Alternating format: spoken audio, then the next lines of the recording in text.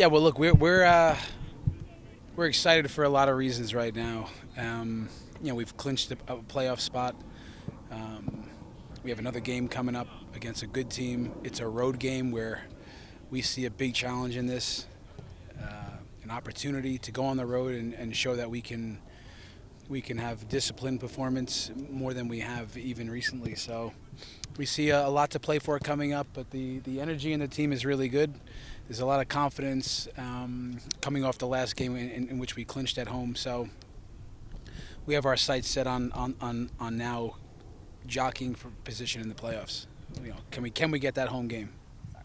That's Coach, okay. your first time punching, obviously since you've been here and Yeah. since 2021. What was that moment like? We haven't got to talk to you since then.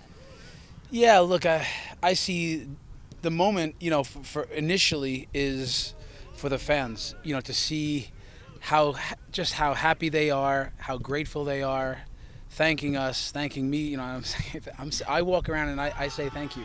They can read the lips, thank you. They can read the body language, just to show we're really nothing without our fans that show up. We're just a bunch of people that show up around here and think we're bigger than we are. We're kicking the ball around, but it's about them first and foremost. To see the looks on the faces of the support staff, the players, for the players to see that they're validated on that day. We were picked last by many experts out there to finish, in a playoff position somewhere, to have a Rocky Mountain Cup under your belt and a secured Champions League spot.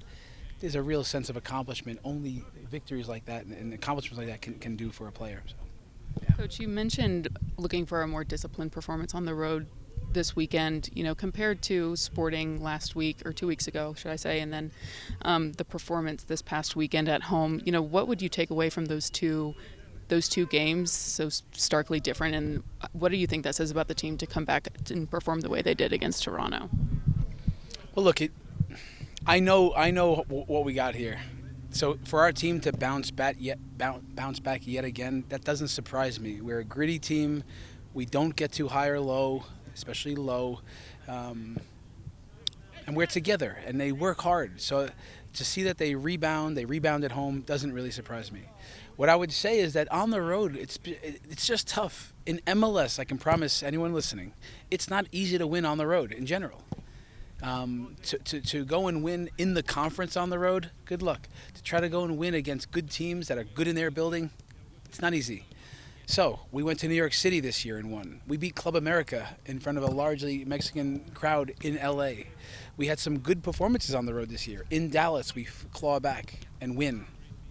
However, we have to learn from the times that we haven't been as good. So it's just another tough challenge against a Minnesota team that's going to be organized, that's very dynamic in transition. What does that mean? Well, anytime you give the ball away, they're coming with speed and power. This takes discipline. You got to be good with the ball. You have to have good structure. And this is going to take a 100-minute performance, discipline, and then we have to show up on the day. And minimally, we have to run and sprint and be totally online, I say, in our minds. In the last performance against Minnesota here at home ended in a 3-3 draw. What's the difference between this team and that team that performed that time? Well, listen, a lot's happened since then. Like on that day, we actually had a good performance. 20 shots to maybe 7. Like we outshot them. But that's how it can go against them. They're very organized. They don't need a lot of chances to score. They have speed in transition. We lost the second ball off a goal kick. We scored off a throw-in where we just lose our focus and bang in 10 seconds in the back of the net. So how are we different? Well, a lot's happened since then. We're a playoff team now. We won the spot in Champions League. We had a tremendous run in August. The confidence of the team. We have Reggie Cannon. We have lots of different things. We have a Georgi Mihalovic with, setting a record for most goal contributions. We have Navarro's got 14 goals right now. So we're a more confident, probably more, understanding of who we are more than now than ever. Our DNA of who we are, and we've just had more reps. So I'd like to think we're more mature and we've learned from some of the performances, but we'll have to reset it and be at our best. Coach, how much of your success do you contribute to when you kind of came in and wanted to kind of shift things and put your stamp on this team? How much do you attribute what you guys have been able to do this year to that? Well, listen, the vision that I had coming in of what this team could look like. How will this show up in front of our fans? We're going to put out a team that the fans can be proud of. Like, there's only a vision, and now it's a reality. So, look, I would say that, can a coach, can even the players control the result? You cannot. You can think you can magically, you can dominate and lose, you can play terrible and win.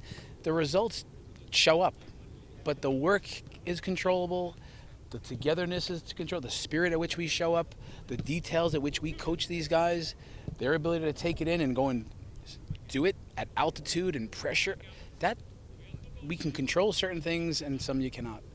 But, like here we are 8 months later to see.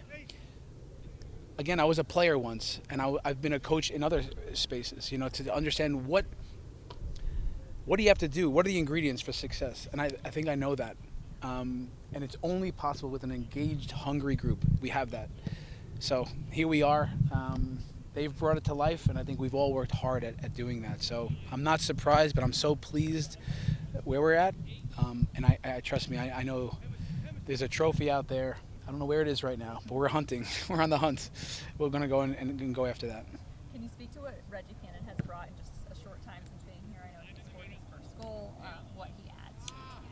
Yeah, Reggie, even on a day like today, we have a little inter-squad, 11v11, Rapids versus Rapids. And I'm watching each guy closely. He's got savviness. If a ball goes out of bounds, who did it go off of? His hands in there. He's trying to sway things, and he's not cheating, but he's got savviness. That comes from experience, playing for the national team, playing in the league a bit, playing in Europe in the championship. He comes with experience and savviness. He brings that to our team. He brings quality to our team. He's a right footer. He can play on left back. He can play center back. So he's got versatility. And I think he brings not just that, but quality. He really is a smart player.